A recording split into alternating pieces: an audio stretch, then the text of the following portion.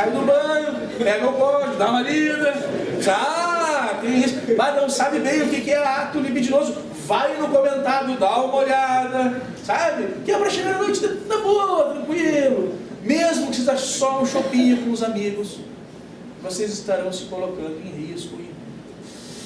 Não queiram entrar, não queiram ser clientes do direito penal, porque nesta área dos crimes sexuais a conta é muito grande e você paga por um ato muito pequeno.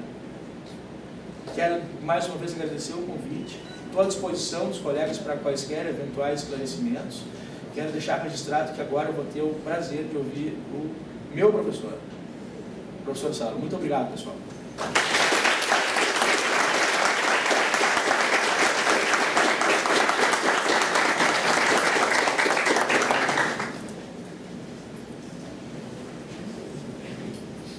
Bueno, hoje eu talvez tenha realizado um dos meus sonhos acadêmicos, que foi dar aula aqui na Federal de Santa Maria. Talvez eu tenha feito com essa faculdade que eu nunca fiz com nenhuma outra, que é de mandar e-mail, e, sobretudo por centro acadêmico, me convidando para dar palestra, dar aula, enfim, porque eu tenho um carinho, começar pela cidade, pela faculdade, incrível.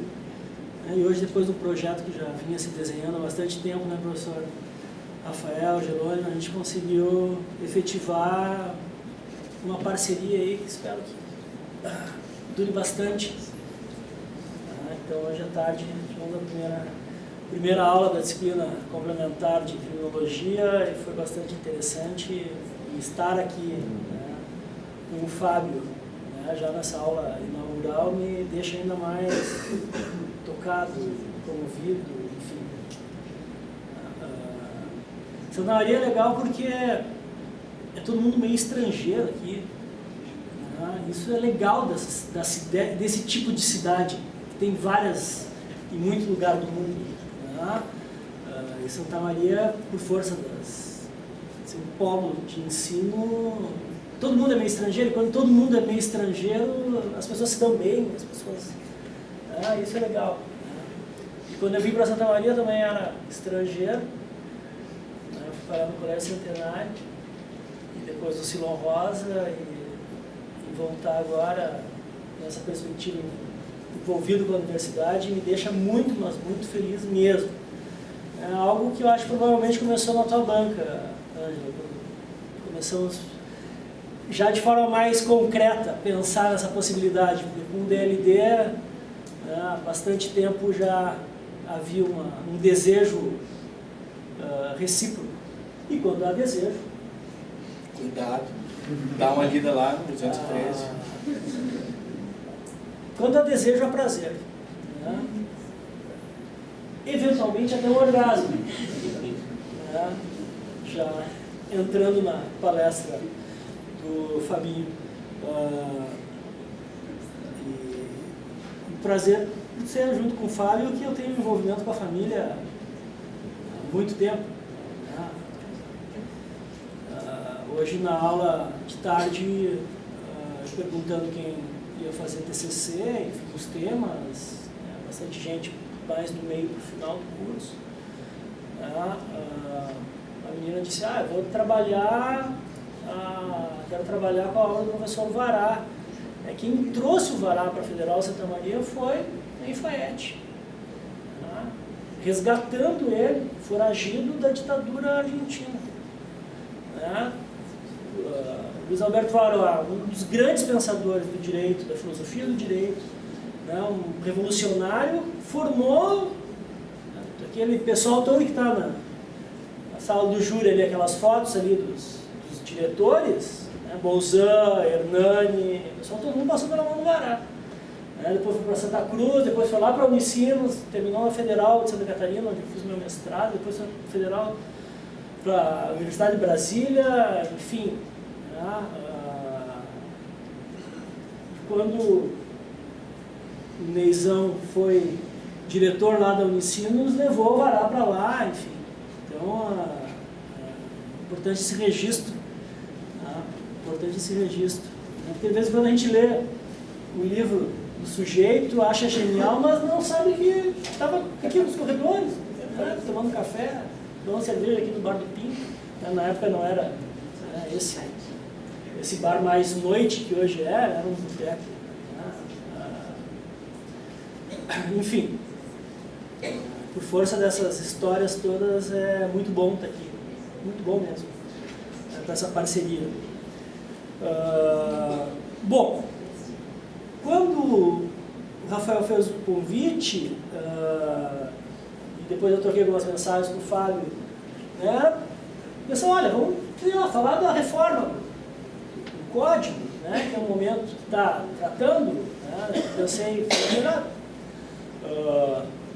como especialista em estupro,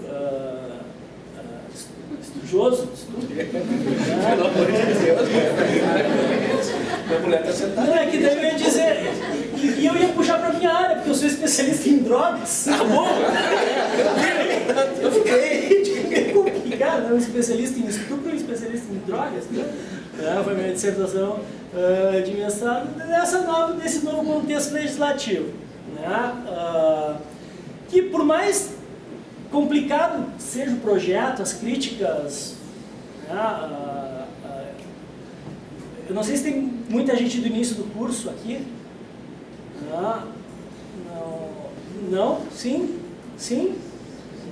Então vocês estão começando essas investigações, começando a ouvir falar dessa terminologia toda, enfim, mas nós temos o nosso Código Penal, ele foi forjado no Estado Novo, em 1940, e ele teve uma grande reforma em 84.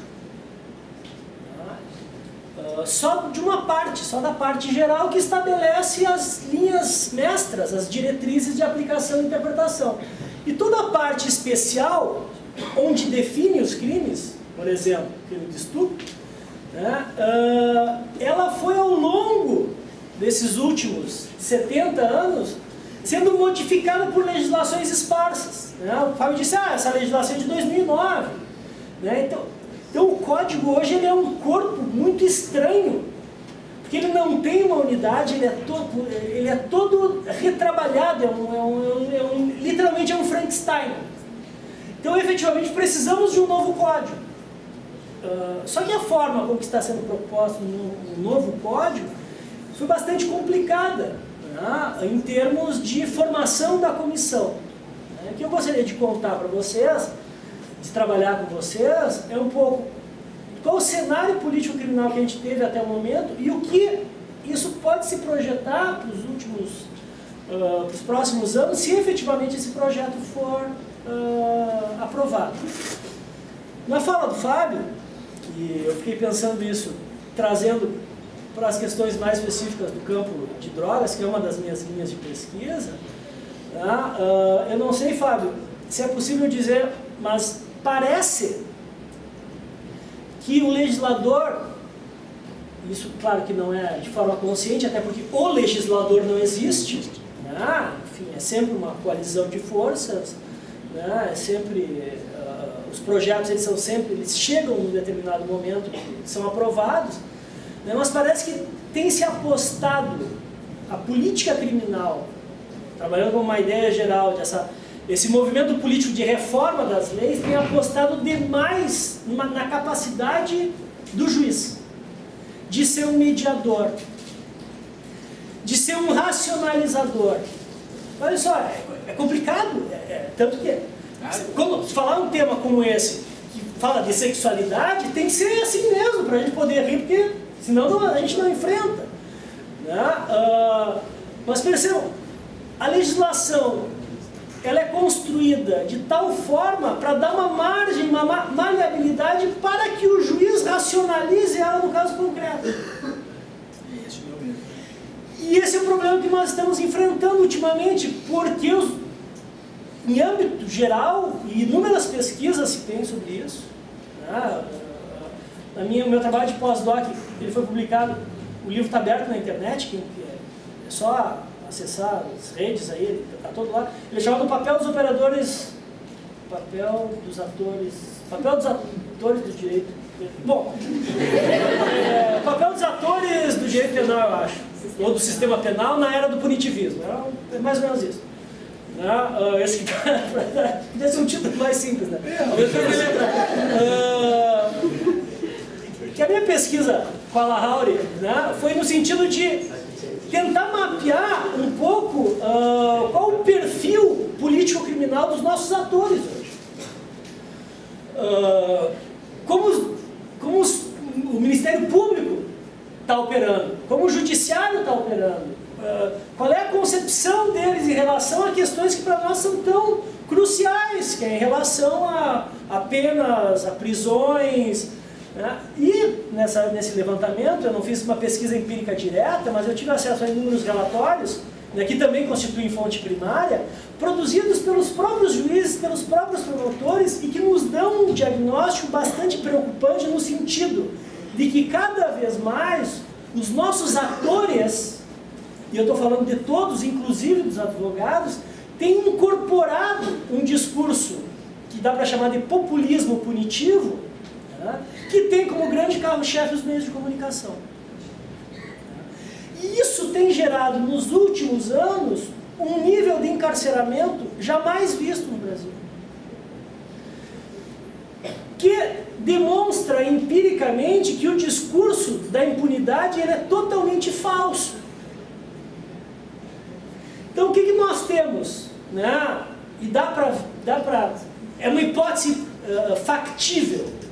Né? Que a política legislativa em matéria penal, a política criminal tem apostado nos atores como racionalizadores, porém essa capacidade de racionalizar dos juízes, dos advogados, dos promotores tem sido cada vez menor, o que acaba gerando um nível alto de punitivismo na sociedade.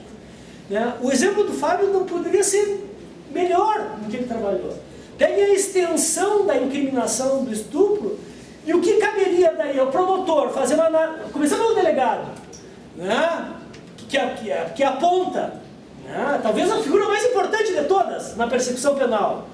Né? A começar pelo delegado, que deveria fazer um primeiro filtro, depois... E o sistema é escalonado exatamente. O delegado faz um primeiro filtro, manda para o promotor que faz um segundo filtro, manda para o juiz que faz um terceiro filtro. Depois se instrui todo o processo com prova, testemunha, para no fim ter uma decisão. Esses filtros cada vez são menos eficazes. São cada vez... As barreiras e os limites da interpretação são cada vez mais ampliados. A ponto de... Isso é fato... Né, determinadas condutas que não teriam uma reprovação social tão grande, acabam incorporadas para dentro do processo penal e gerando condenações como essas. Né? Um beijo lascivo, né, ser considerado, né, com o mesmo peso em termos de leitura jurídica que o estupro. No campo das drogas isso é bastante complicado. Os dados de encarceramento eu passo depois para vocês. Mas olhem só.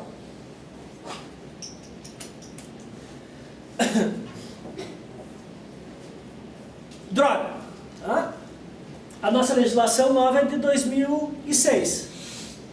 2006. Ainda bem, não mudaram ainda. A antiga lei era de 76.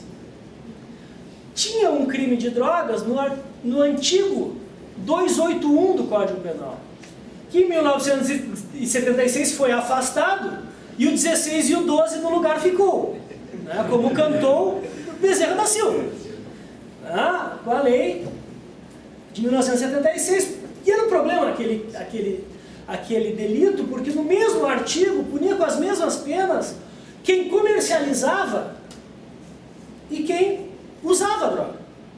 Veio o legislador em 76, né, adequando a nossa legislação às tratativas dos comitês de saúde e repressão a drogas da ONU, e estabelece uma diferenciação bastante clara, ou nem tanto. É isso que eu quero trabalhar com vocês, dizendo o seguinte: olha,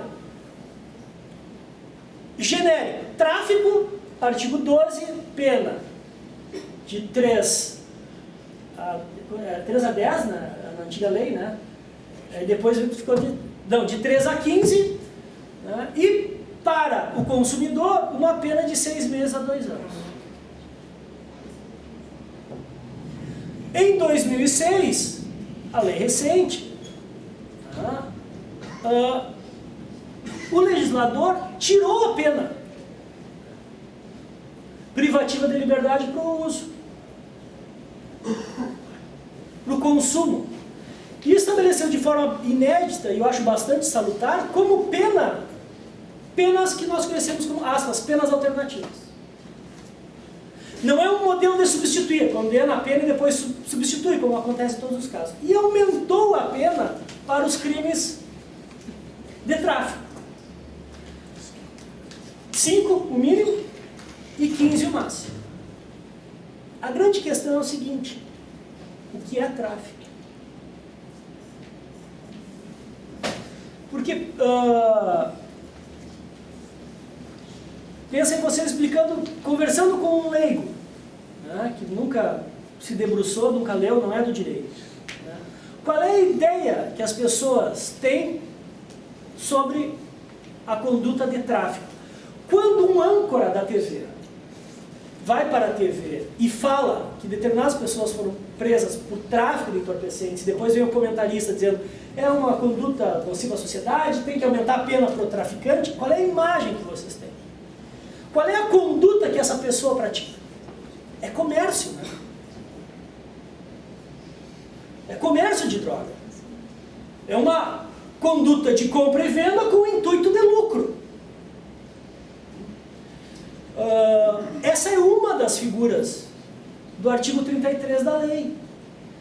Porque assim como na lei de 76, né, em 2006 foram transpostas os verbos no artigo 28, genérico, que pune o consumo, e o artigo 33, que pune o tráfico. O grande problema, e talvez mesmo os que já estão avançados no curso não tenham se dado conta disso, é que o artigo 28 pune 5 condutas. E essas 5 condutas, as mesmas, estão no artigo 33. Olhem só. Artigo 28. Quem? 1. Adquirir. 2. Guardar. 3. Tiver em depósito. 4. Transportar. 5. Trouxer consigo. Para consumo pessoal, drogas sem autorização ou em desacordo. Pena. Advertência. Prestação de serviço de comunidade. Medida educativa.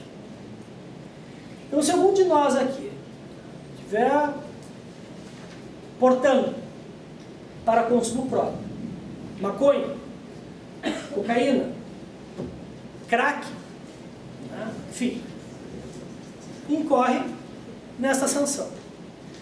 Agora, e olha só, a pena é a pena mais branda de toda a legislação penal brasileira, porque nenhum outro crime na legislação penal brasileira prevê como pena exclusiva pena alternativa. Todos os outros crimes prevê que o juiz aplique uma pena de prisão e que depois substitua aquela pena de prisão por outra espécie. Dá para dizer que a menor resposta punível no Brasil hoje é para o consumo de drogas. Tanto que alguns autores, bastante conhecidos até, de forma irresponsável, vieram a público dizer que tinham descriminalizado. Não, não descriminalizaram. Descarcerizaram. Mas continua crime e continua sendo punível. Não descriminalizaram e nem despenalizaram. Descarcerizaram, porque a pena não é uma pena carcerária prevista. Agora olhem só, artigo 33. O que é crime? Nessa figura genérica do tráfico. São vários verbos. 1. Importar. 2. Exportar. 3. Remeter.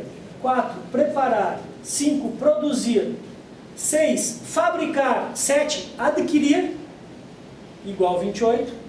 8. Vender. 9. Expor à venda. 10. Oferecer. 11. Ter em depósito. Idem. 12. Transportar. Idem. 12? 13? Trazer consigo, idem. 14, guardar, idem. 15, prescrever. 16, ministrar. 17, entregar a consumo. Ou 18, fornecer drogas, ainda que gratuitamente. Olha só. Adquirir, guardar, ter em depósito, transportar e trazer consigo. São 5 condutas que podem ser tanto, aspas, tráfico, quanto porte para consumo. O que diferencia? Um elemento subjetivo do tipo, por isso a importância dos elementos subjetivos do tipo, que diz, lá no 28, para consumo pessoal. Depois eu entro no ainda que gratuitamente, que é mais assustador ainda. Porque fornecer ainda que gratuitamente é uma pena idêntica do tráfico. Só que daí olha só, o que a legislação diz? Para determinar se a droga, daí a legislação tenta dizer quando é que o juiz, o delegado e o promotor vão ter indícios de que aquele porte, aquele armazenamento é para consumo pessoal. Para determinar se a droga destinava-se a consumo pessoal, o juiz atenderá à natureza, à quantidade, ao local, às condições, às circunstâncias pessoais, bem como a conduta e os antecedentes do agente. Ou seja, não diz muita coisa. A possibilidade de incriminação, e que, olha, a menor resposta punível, e do outro lado, a resposta punível mais radical no Brasil, porque uma pena de 5 a 15, matar alguém é de 6 a 12. Ah, tudo bem, se for qualificado é de 12 a 30, mas tirar a vida de alguém é 6 a 12. Comercializar ou entregar droga a consumo ainda que gratuitamente é de 5 a 15. Mas é crime hediondo. Gera uma série de desdobramentos processuais e na execução penal que são absolutamente radicais em termos de progressão de regime, livramento condicional. Ou seja, nós estamos aqui com 2 tipos. A menor resposta punível e a mais radical resposta punível da legislação brasileira, que tem 5 condutas idênticas. E a norma, que seria uma norma interpretativa para dizer para o delegado, para o juiz e para o promotor, o que é esse trazer consigo, é tão genérica que tanto faz. Isto gera o que em termos de realidade?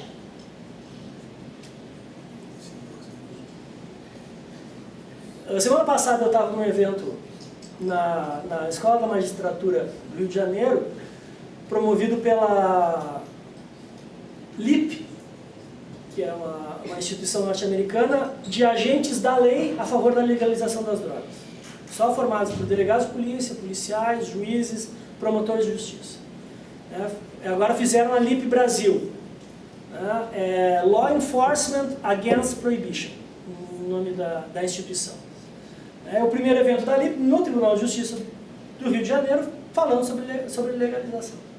Eu contei uma história lá, e eu vou me permitir contar, para vocês verem como isso, na vida cotidiana, gera distorções incríveis.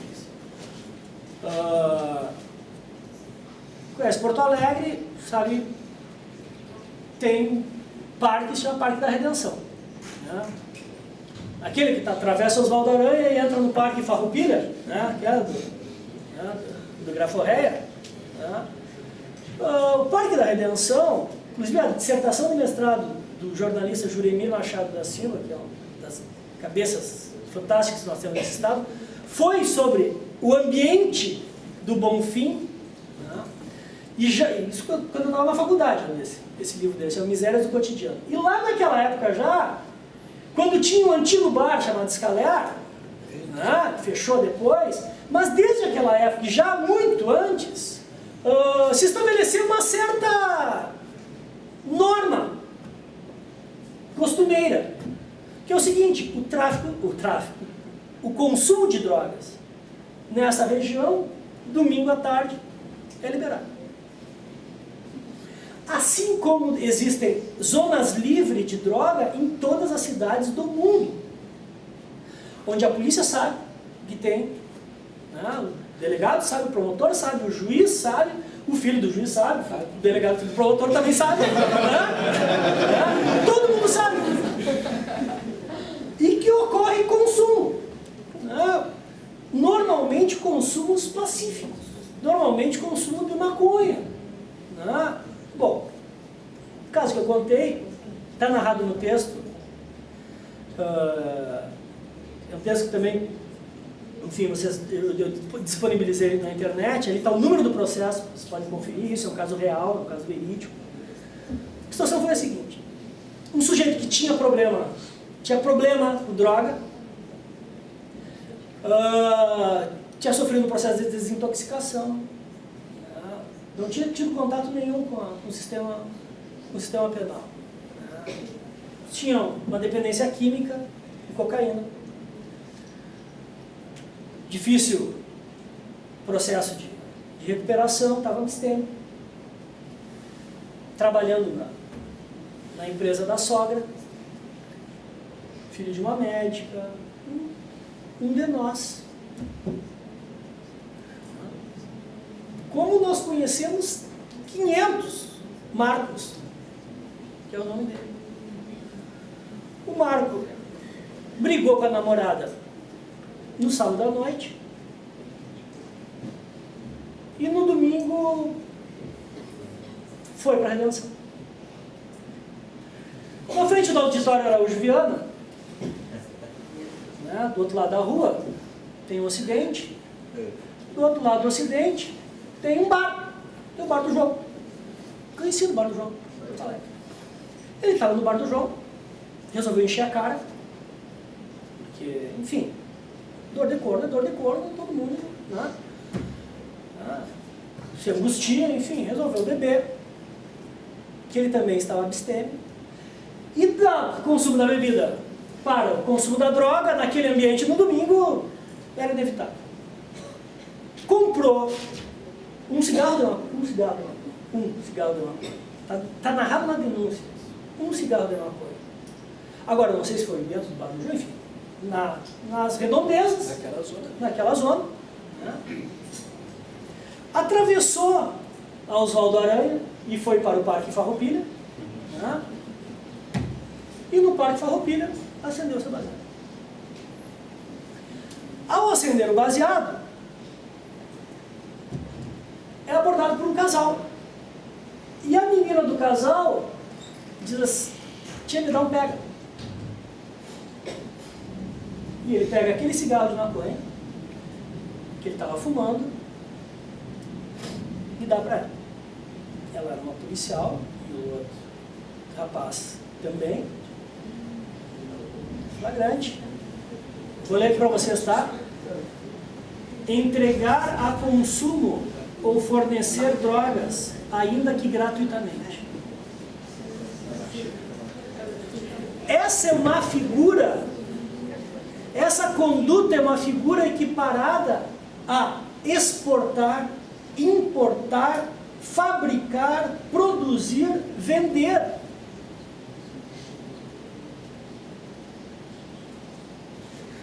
Só que o que é a legislação, ela, que eu quero chegar? Qual é, se é que tem um sentido a legislação, né? Qual seria a ideia? Que um delegado de polícia no primeiro momento, um promotor no segundo momento e um juiz no terceiro momento utilizasse algum critério de filtro. Mas como cada vez mais nós vivemos numa sociedade punitivista,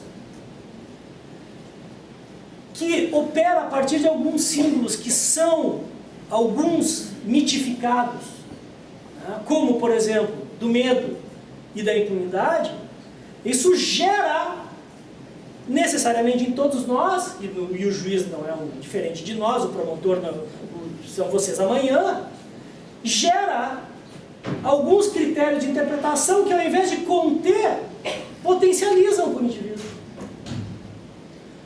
O Marco foi no relatório policial, foi preso, já com indicativo de tráfico, Como é crime hediondo, prisão cautelar, prisão provisória, denunciado por tráfico, condenado por tráfico.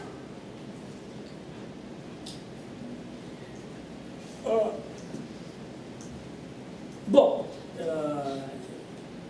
só para terminar a história, no Tribunal de Justiça do Rio Grande do Sul, no apelo da Defensoria, no caso da Defensoria, porque daí também teve um desentendimento com a mãe, tinha condições de contratar um advogado desde o início, mas daí teve um problema, brigou com a mãe, ela foi visitar ele lá no Presídio Central, e esse Presídio Central que foi denunciado para a OEA, tá?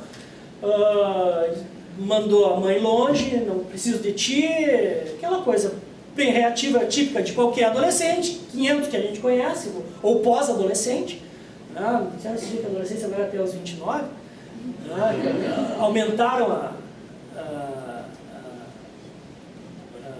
a linha divisória, né, os horizontes da adolescência, e eu acredito também que é um pouco mais... Bom, brigou com a mãe dele e disse: eu não quero tu mude, porque a Defensoria Pública. E a Defensoria faz um bom trabalho. Só para... Não tem, logicamente, condições de dar o atendimento pessoal que requer uma força de... Agora, já ouvi de inúmeros desembargadores que eu conheço, talvez uma pesquisa empírica fosse interessante fazer isso, de que normalmente os recursos da Defensoria são melhores que os recursos dos advogados contratados. Então esse mito também, vai ser defendido pela Defensoria, não. Nesse caso a Defensoria fez um belo trabalho, mas mesmo assim o juiz condenou. No segundo grau, um desembargador achou que essa conduta era meio excessiva, equiparar ao tráfico, e votou divergente. Daí a Defensoria entrou com embargos infringentes, e daí, por força, não me lembro como, chegou, né, lá no escritório, a família... Fui fazer a sustentação oral pro bono, né, porque me comovi com o caso, enfim. E também porque tem envolvimento, né, com os coletivos antiproibicionistas de Porto Alegre, né, nesse tipo de advocacia pro bono, sabe, as da Marcha da Maconha, no Rio Grande do Sul, todos, em Porto Alegre, eu impetrei, enfim, sempre apoiei a causa, né. Bom, resumo da ópera. Por 4-3. 4-3.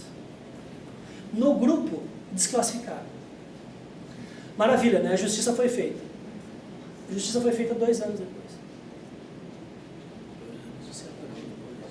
2 anos e um central e uma TED depois. Porque ele ficou preso 1 ano no central e depois foi transferido para a penitenciária do Jacuí. O que aconteceu no presídio? O problema grave que ele tinha com aquela droga anterior foi retomado ali. Ele voltou a consumir a droga problemática dele no presídio, enfim. Contraiu hepatite. Enfim, tudo que vocês imaginam de uma situação vivendo 2 anos nessas condições, né, vergonhosas, né, que são os nossos presídios. Né, e Porto Alegre, Grande Porto Alegre, não é uma situação que tem um juiz, né, da vara que conheça os presos, frequente presídio, como normalmente tende a acontecer nos presídios do interior.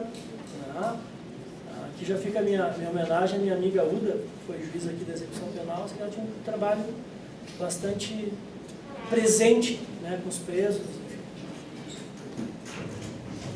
Bom, gente, tem um sem número de marcos presos por essa situação. Para vocês terem uma ideia,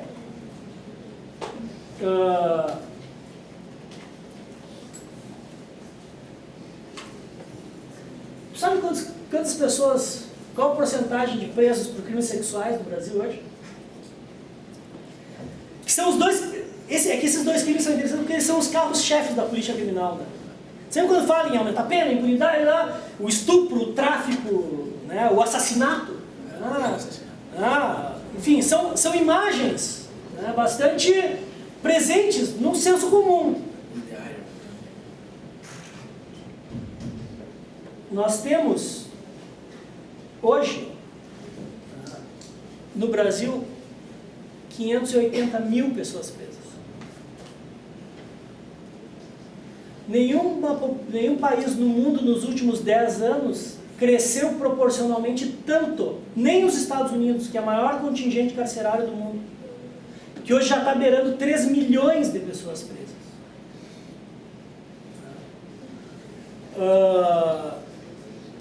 Em 1994, nós tínhamos 147 mil presos no Brasil.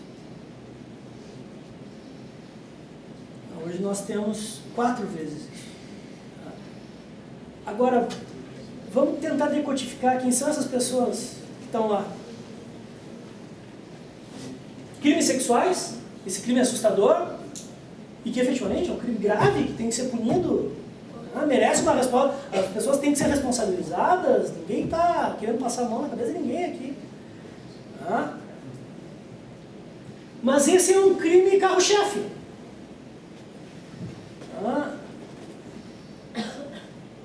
3,68%. De 580 mil pessoas, 22 mil pessoas estão presas por crimes sexuais, sentido lato. Homens. Mulheres são 0,48%. Em 2009 eram 117 mulheres presas no Brasil. Em 2009, é que nesse aqui não está atualizado, está no outro. Mas em 2009 eram 17 mil homens presos no Brasil por estupro, atentado violento ao pudor. Crimes graves, merece punição, merece que a pena seja carcerária? Sim, infelizmente a gente ainda não alcançou merece um regime de reclusão? Sim, eu diria não naquelas condições. Também ninguém está dizendo aqui que tem que ser hotel 5 estrelas, como normalmente aparece nessa irracionalidade que reage à defesa de manutenção de pessoas em condições mínimas de sobrevivência. Bom, qual é o crime que mais encarcera no Brasil? Mulheres, tráfico de entorpecentes. Metade da população carcerária feminina no Brasil hoje está presa, envolvidas com drogas. Agora, vocês tentem imaginar quem são essas mulheres presas por drogas, com a incidência desse artigo 33, que equipara a mesma conduta do fornecer, do trazer, do exportar, do produzir e do vender. Ou seja, poucas condutas do artigo 33 do Código, da Lei de Drogas, têm aquela finalidade de comércio, que é o que caracteriza o tráfico no imaginário. Por isso é preocupante quando o âncora da TV vai e fala em tráfico, todo mundo imagina, é o comércio ilegal, é alguém que está lucrando, com o dano à saúde de outra. Não! Essa é uma de 18 condutas. Eu tenho certeza que se você chegasse em casa, chamasse amanhã, no almoço, pai, mãe, vó, tia, e vocês contassem essa história do Marco que eu contei para vocês, e perguntassem no final, pai, mãe, esse rapaz aí que deu o cigarro de maconha, qual é a pena que tu acha que ele deveria cumprir? E aquele que vendeu e teve lucro com a dependência dele, o crime contra a saúde? Eu não tenho dúvida que ele daria 2 respostas diferentes. Mesmo para o leigo, essas condutas são condutas diferentes. O problema é que a nossa legislação trata de forma idêntica. Os critérios para estabelecer o limite não existem. E, infelizmente, os nossos atores cada vez menos fazem os filtros que deveriam fazer. Essa é a reclamação do Fábio, essa é a reclamação dele. Essa é a questão que a gente está colocando para vocês. Tá? Em 2009, mulheres presas, número de mulheres presas, 24 mil. Número de homens presos, 470 mil. Os 580 é dado bruto, eu que não decodifiquei ainda, mas essa minha tabelinha aqui está desatualizada, mas serve como referência. 470 mil homens presos, 24 mil mulheres presas. Pela incidência do artigo 33, 11.629 mulheres, 48%. Quem são essas mulheres? Estudo feito no Madre Pelletier, Porto Alegre, né, que é o presídio feminino da grande capital. Uma dissertação de mestrado, não vou me lembrar o nome agora.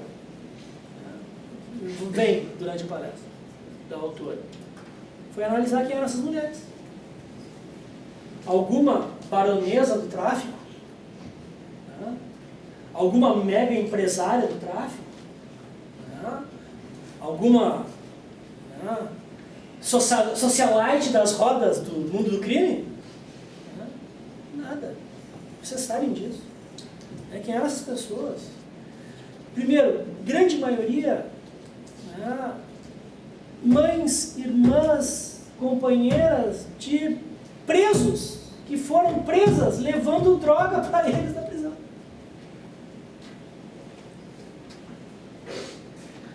Segundo grupo, grande parte dessas mulheres que faziam venda, assim, comércio, mas um microcomércio, um comércio varejista, ponta da ponta.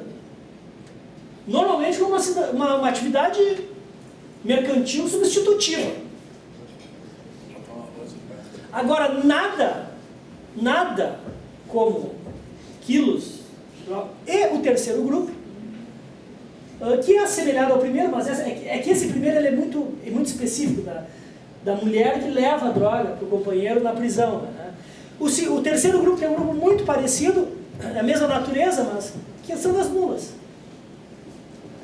Né? Que vão para os países andinos e voltam com droga.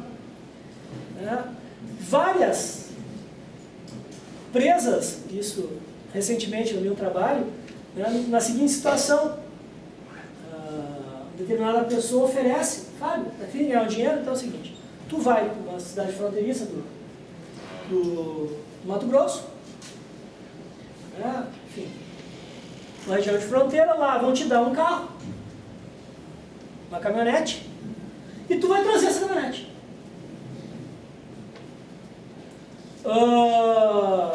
Quando tu chegar aqui, essa caminhonete vai ser tua e eu vou te dar mais um dinheiro. Claro que o cara sabe, tá bem recheado, que vai tá assumindo o risco. E é do grande tráfico internacional, normalmente as pessoas encarceradas são essas, né? Vão para a região de fronteira, vêm com o carro e daí a polícia aprende. Aprende por quê? Porque já sabe que aquele carro é uma isca. Aprendem, tiram foto para o jornal, Polícia Federal, né, Polícia Rodoviária Federal, apreendeu tantos quilos, e logo atrás vem um caminhão. Né? Isso dito, né, nas pesquisas, em entrevistas com pessoas presas por tráfico de drogas, isso, né, da ingenuidade do sujeito, né, que depois se dá conta, né, quando passa uma carreta, né, com droga. Só que representa 50% das mulheres, e hoje no Brasil, 23% da população encarcerada masculina é por tráfico. Mas é esse tráfico, são essas condutas que não diferenciam muito, nada, importar, exportar. Mas o critério fica ao juízo do julgador que vai estabelecer uma pena justa. Não, ele está... A mínima é 5, mesmo que ele seja generoso e estabeleça 5, é 5 anos. Crime equiparado e hediondo, toda a regra, né, processual. Em 2007, nós tínhamos a seguinte relação entre as duas maiores contingentes de presos no Brasil. Os dois mais expressivos: tráfico de drogas e roubo. Em 2007, nós tínhamos 62 mil pessoas presas por tráfico e 83 mil por crime patrimonial violento. Correspondia a tráfico a 17% e roubo 23%. Em 2010, aumentou o tráfico para 106% e o roubo diminuiu para 77%. Ou seja, em 2010 inverteu. Hoje 23% de tráfico, 18% por roubo. Roubo, quando o patrimônio é violenta, com grave ameaça, tem que ser reprimido? Sim, tem que ser reprimido. Agora, crime patrimonial não violento, gente. Não violento. Sem violência, sem grave ameaça. Não, eu não gosto de trabalhar com esse negócio aqui porque é ruim. Prefiro... Cadê agora? Ih, rapaz.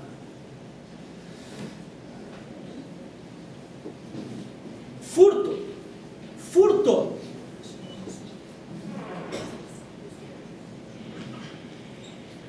Receptação, estelionato e apropriação indébita, tá? Vou juntar esses quatro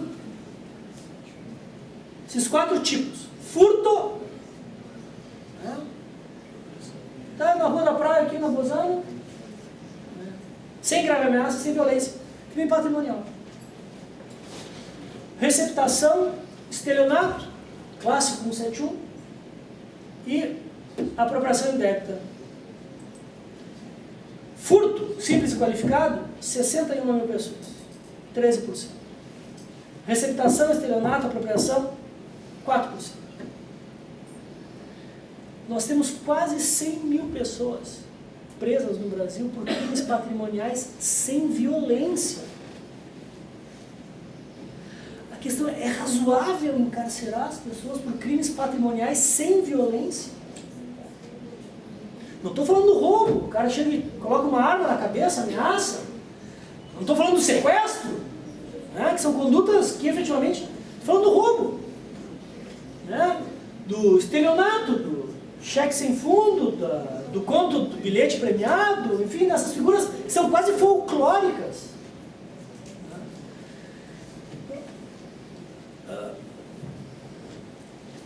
Bom, são 580 mil pessoas presas no Brasil hoje. Cumprindo penas e medidas alternativas, nós temos 650 mil pessoas. Nós temos mais de 1 milhão de pessoas, 1.150.000, quase 1.200.000 pessoas hoje, de alguma forma vinculadas ao sistema punitivo. Tem um invisível nas penas e medidas alternativas que a gente não estuda muito. Até porque a legislação é nova. Penas e medidas alternativas que eu estou juntando: transação, composição, suspensão condicional do processo, da Lei 9.099, e as penas, depois, penas de prisão, convertidas em penas restritivas de direito. Estou somando isso, que é o dado que o Ministério da Justiça... Vão conferir, por favor, não acreditem em mim, entre no site do Ministério da Justiça, DPEM, Departamento Carcerário, e vão lá, os números estão lá, estão tabulados, ano a ano, felizmente, porque até 2010 a gente não tinha, era meio no achismo, assim, eu acho que tem que ter... Agora tem, a gente consegue controlar isso. Então nós temos mais de 1 milhão de pessoas sob o controle da justiça. Gente, não dá para falar em impunidade. Da forma irresponsável que a gente fala de impunidade.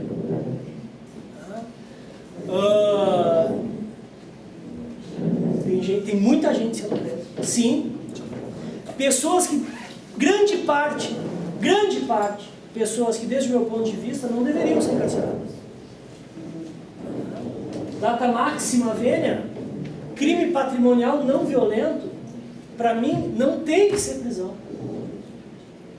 Mas o reincidente, mesmo no caso da reincidência.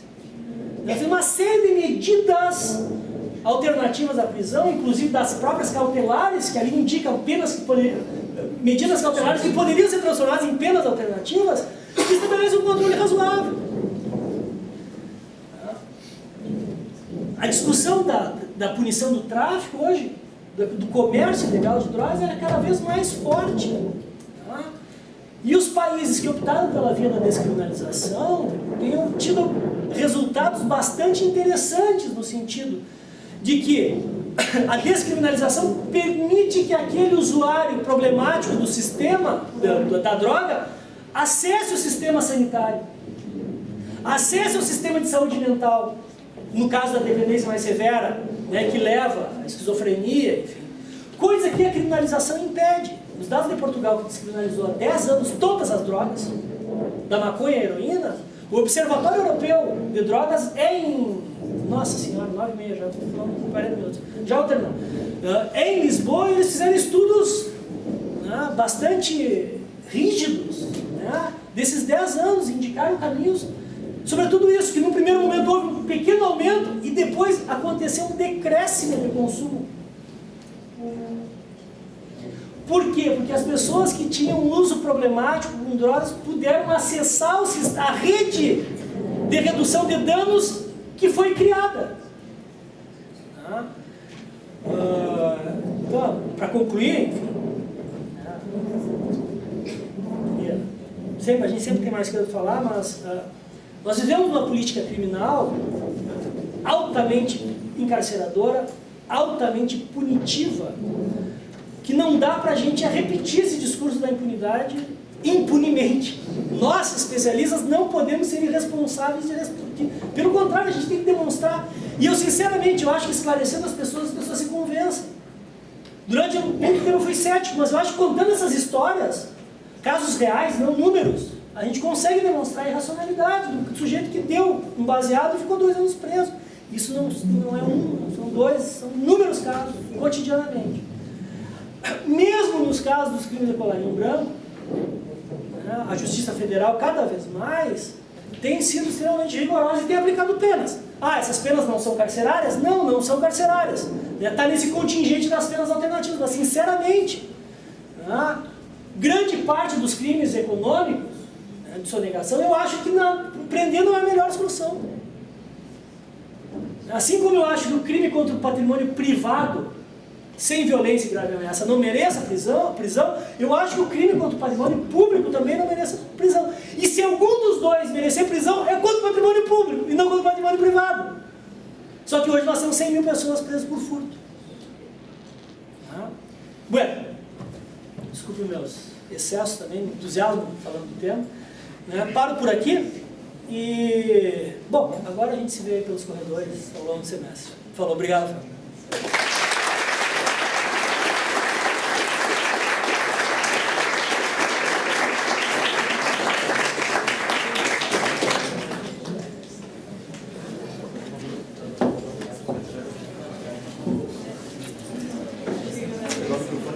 Não dá funcionando.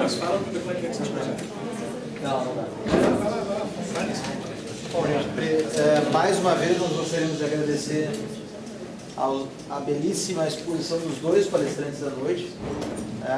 Estávamos aguardando os meses ansiosos com essa fala. Para nós foi muito gratificante também essa relação agora do professor Salo com o professor voluntário, e que não é pena alternativa que eu estou cumprindo, tá? Fique registrado. E vai estar muito próximo de nós, agora seguida em Santa Maria, com a disciplina de criminologia. E também, gentilmente, o professor Fábio Faetti veio até aqui e nos brindou com a sua exposição. Então, eu peço a todos uma salva de palmas aos 2 palestrantes.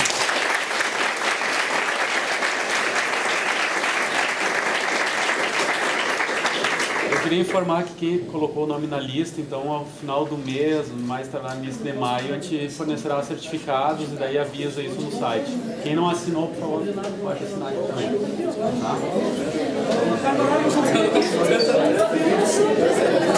Tá?